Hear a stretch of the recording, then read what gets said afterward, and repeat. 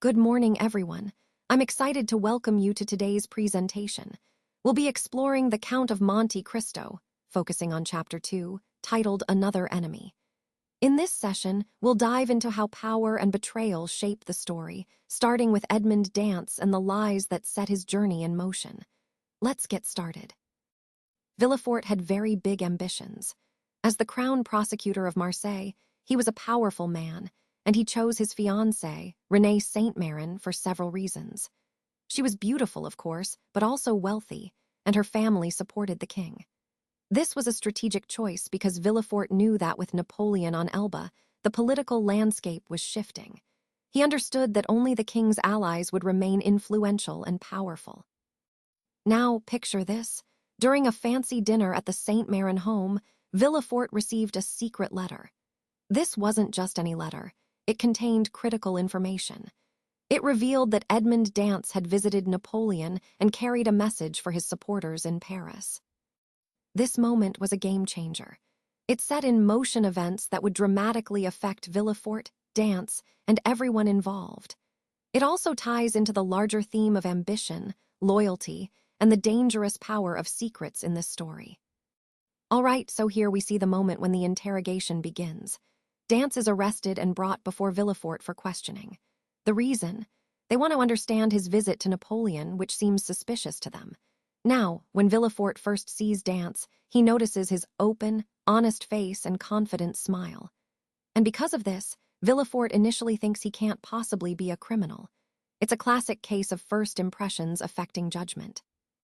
Villefort then gives a little reassurance to Dantès, smiling kindly and telling him, "You'll be free very soon, my friend." It seems like Villefort is trying to put Dantès at ease, perhaps to get more information from him later. When Villefort gets back to his office, he calls for Dantès, the young sailor, and questions him. Dantès appears honest and innocent, which makes Villefort think that Renée, perhaps someone important to him, would be pleased to hear that he's planning to free Dantès. This scene is crucial because it shows how initial appearances can be misleading and also sets the stage for the unfolding tension.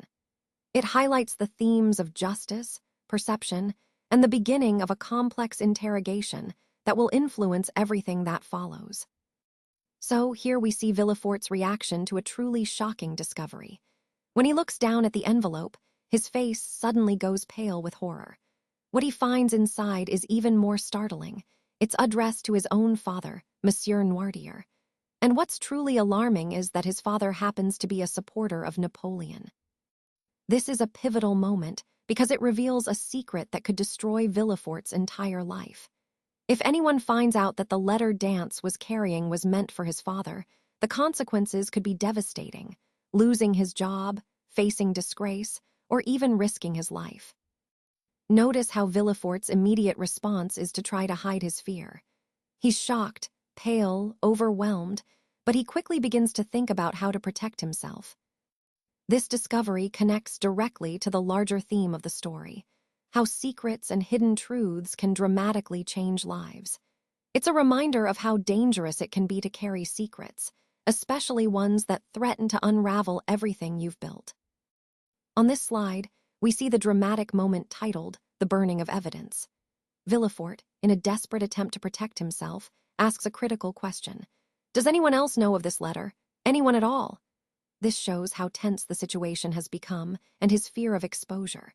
Next, we see how he tries to deceive Dantès by telling him he will destroy the letter, emphasizing that his motive is to prevent him from being labeled as the king's enemy.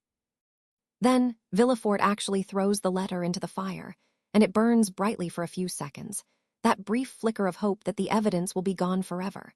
But the most crucial part here is Villefort's warning to Dantès, to keep the letter secret because it's important. He wants Dantès to stay silent, which hints at the dangerous game he's playing.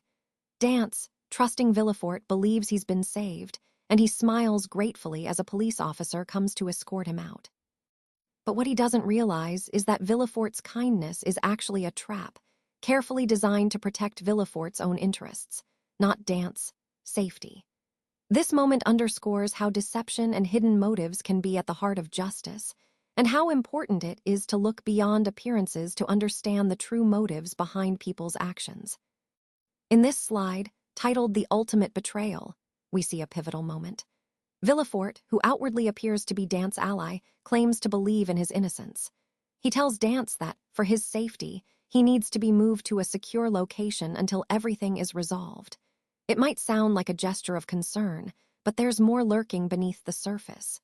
Villefort is actually pretending to be his friend, offering words of comfort and understanding. In reality, he's secretly giving orders to have Dance taken away by the police. This is a classic example of betrayal, where someone not only commits an act of treachery, but also disguises it with false kindness. It highlights the cruel deception that underscores the entire story, reminding us how appearances can be deceiving and trust can be manipulated. This moment is crucial because it shows how betrayal can be cloaked in seemingly caring words, making it even more devastating.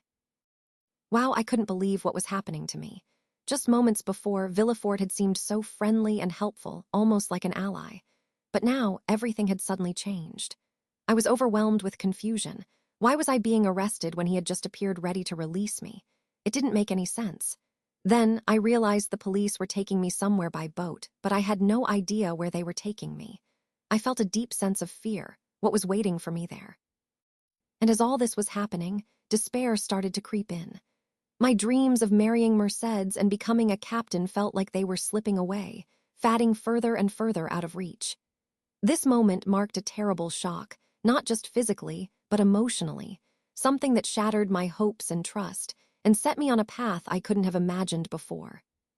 The Château d'If was a fortress prison located on a small, isolated island. It's actually quite famous, though not for good reasons, because no prisoner had ever successfully escaped from it. As the boat drew closer to this dark, imposing fortress, I couldn't help but realize that my life was about to change forever. The thick stone walls and the remote location made escape seem absolutely impossible. It's this sense of inescapability that really underscores the harsh reality of imprisonment and how it can feel like a trap from which there's no escape. This setting also highlights the theme of confinement versus freedom, which is central to Edmond Dantès' story and his eventual quest for liberation. As Villefort was heading back, he encountered Mercedes, Dantès' fiancée. She was in distress, crying out for help, which highlights her emotional pain and the chaos surrounding Dantès' situation. However, Villefort responded with coldness. He pushed her aside and dismissed her pleas, firmly stating that Dantès was a criminal. This moment underscores the harshness and moral complexity of the situation, especially as Villefort's actions are driven by his own secret motives. Meanwhile, Dantès was left alone in a dark, bleak cell. He sat there, bewildered and confused, not understanding how he ended up in such a dire situation. This scene encapsulates the themes of injustice and betrayal that run throughout the story, reminding us how quickly trust and hope can be shattered. It also sets the stage for Dantès' subsequent journey of discovery and revenge. So the next day, Villefort heads to Paris with a sense of urgency. He's there to warn the king that Napoleon might attempt to escape from Elba. He's hoping that this warning will earn him some reward or recognition. But of course, things don't go as planned. Before long, news arrives that Napoleon has already escaped from Elba, making Villefort's efforts seem unnecessary and even pointless. This turn of events really highlights how unpredictable and chaotic the political landscape was at the time. Villefort's wedding, which he might have thought would be a proud moment, gets completely overshadowed by these developments. Instead of being able to focus on his personal happiness, he's left pretending he can't help Dantès, even though he's aware of the truth. This scene underscores a key theme in the story: how ambition and hope for reward can often be upended by the realities of history and circumstance. Villefort's failed attempt to secure a reward shows how fleeting and uncertain power and recognition can be, especially in such turbulent times. Let's take a moment to reflect on the moral lesson here. Selfish choices, as we see in this story, can have devastating consequences by destroying innocent lives.